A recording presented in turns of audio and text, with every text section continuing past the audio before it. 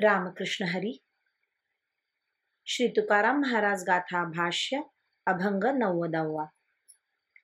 घेऊनिया चक्रगदा हाची धंदा करीतो, भक्ता राखे पायापासी दुर्जनासी संहारी.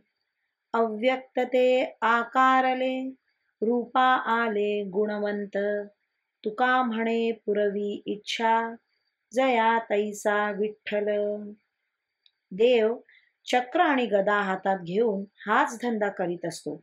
तो असा की भक्तांना पायाजवळ ठेवून रक्षण करतो व दुर्जनांचा नाश करतो. मूळचे ते ब्रह्म निराकार असूनही भक्ताकरिता सगुण साकार होते. तुकाराम महाराज म्हणतात, हा विठ्ठल भक्ताची जी जी इच्छा असेल ती ती पूर्ण करतो आणि ज्याचा जसा भाव असेल तसा तो होतो. रामकृष्ण हरी. श्री कृष्णार्पणमस्तु.